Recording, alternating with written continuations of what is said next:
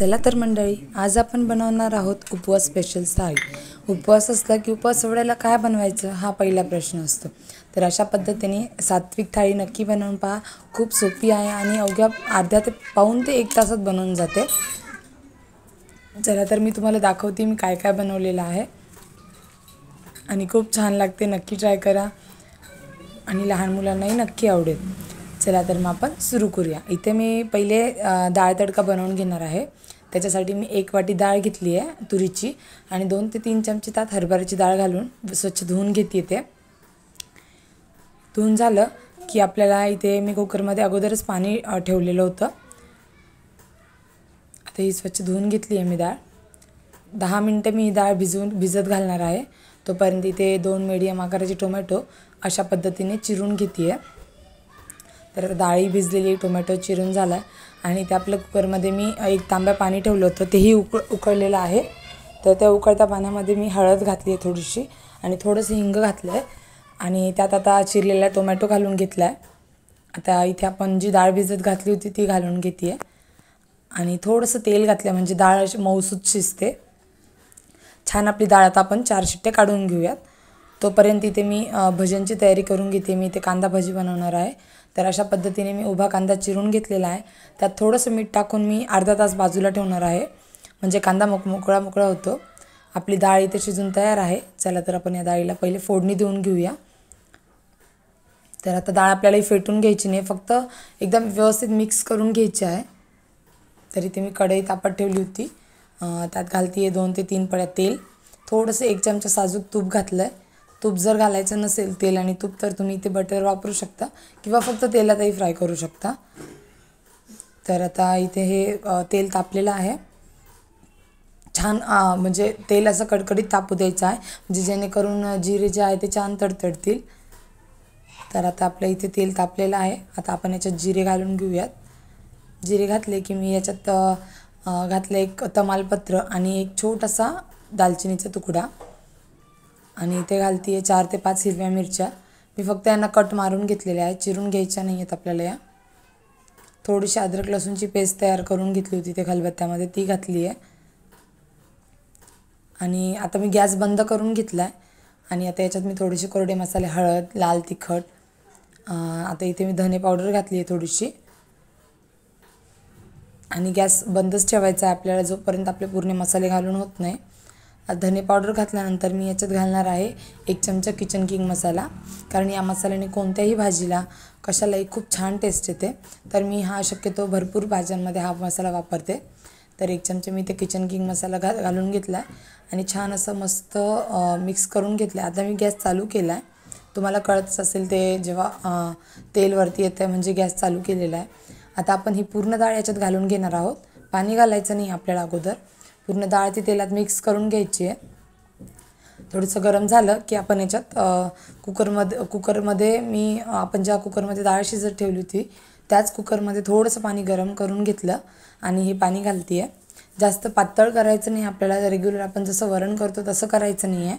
डाळ तडका म्हटल्यानंतर आपल्याला त्याची कन्सिस्टन्सी थोडीशी घट्टच ठेवायची आहे। तर अशा पद्धतीने डाळ तडका आपला तयार आहे, फक्त तडका द्यायचं बाकी आहे। तर डाळ उकळेपर्यंत मी इथे 1 ते 1.5 वाटी तांदूळ भिजत घालते आहे। आता ते आपल्याला तांदूळ अर्धा तास भिजत घालायचे आहेत। आता आपल्या इथे डाळ तयार आहे। चला तर आपण याला तडका देऊन घेऊया। आता मी इथे तडका पॅनमध्ये 2 पळ्या तेल घेतलं आहे, याच्यात 5 ते 6 लाल मिरच्या टाकून घेते आहे। तर त्या थोड्याशा लाल व्यवस्थित परतल्या की आपण यात थोडंसं कलर येण्यासाठी लाल तिखट घालणार आहोत। तर इथे तुम्ही इथे कलरही वापरू शकता जर तुम्हाला लालसर हवा असेल तर। आणि आता मी इथे चिरलेली कोथिंबीर आणि थोडीशी कस्तुरी मेथी हातावर रगडून टाकली आहे। आपला डाळ तडका तयार आहे। चला तर आपण याला बाजूला ठेवून घेऊया। तडका देईपर्यंत माझे तांदूळ छान भिजलेले होते। आता इथे मी कढईत पाणी घातलं होतं 1 तांब्या। पाणी गरम झालं की त्यात थोडंसं मीठ आणि थोडंसं तेल घालून घेते आणि अर्धा चमचा लिंबाचा रस घातलेला आहे, जेणेकरून आपले जे तांदूळ आहेत शिजल्यानंतर मोकळे होतील। आपण इथे जिरा राईस बनवणार आहोत, तर इथे मी तांदूळ घालून घेतलेले आहेत। छान असे तांदूळ उकळले आहे, एकदा चेक करूया आपण। छान असे तांदूळ आपल्याला 10 ते 15 मिनिटं लागतात हे व्हायला। 10 मिनटं खूप झाले. तर तांदूळ आता शिजलेले होते. मी एका चाळणीमध्ये त्याला काढून घेतलं आणि ते थंड होईपर्यंत इथे शेवयांची खीर करायला घेतली. इथे पॅनमध्ये थोडंसं तूप टाकून खिरीच्या शेवया भाजून घेते आहे. थोड्याशा लालसर भाजून घेतल्या की आपण या शेवया काढून घेणार आहोत. अशा पद्धतीने आपण भाजून घेतलेलं आहे. आता हे काढून घेऊन आपण त्याच पॅनमध्ये थोडेसे ड्रायफ्रूट्स भाजून घेणार आहोत. तर इथे मी फक्त बदामाचं असं चिरून घेतले होते बदाम अशा प्रकारे आणि तेही छान तुपामध्ये भाजून घेतलेले आहेत. तोपर्यंत इथे अर्धा लिटर दूध मी तापत ठेवलेलं होतं. दूध छान तापलं आणि त्यात लगेच मी शेवया आणि आपण जे बदाम भाजून घेतले होते ते टाकून घेतले आहेत. आता कमी गॅसवरती आपल्याला उकळून घ्यायचं आहे. मी याच्यात 1 चमचा साजूक तुपही घातलं आहे आणि खाली 1 चमचा कस्टर्ड पावडर रूम टेम्परेचर दुधामध्ये कालवून घेतली आहे. जे वरती जर कालवली तर दुधामध्ये गुठळ्या होतात त्याच्या, तर अशा पद्धतीने खाली कालवून मग त्याच्यात घालायचे आहे. याने छान असा खिरीला आईस्क्रीमचा फ्लेवर येतो आणि घट्टही होते थोडीशी. आणि आता मी इथे 1 वाटी साखर घालून घेतलेली आहे.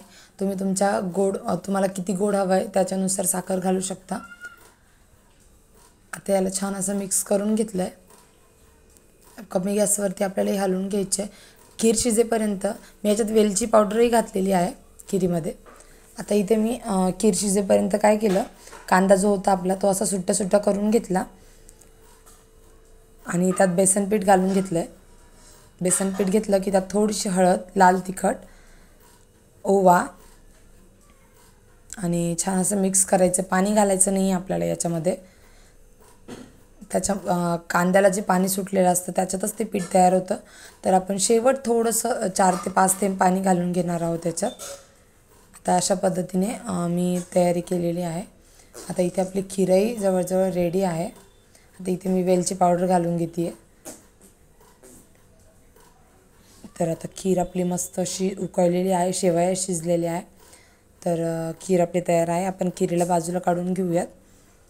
आणि आता आपण जो आपण भात तयार केलेला होता तोही थंड झालेला आहे. आपण त्यालाही जिऱ्याचा तडका देऊन घेऊया. इथे मी कढईत तेल टाकले. तुम्ही तुपाची फोडणी देऊ शकता.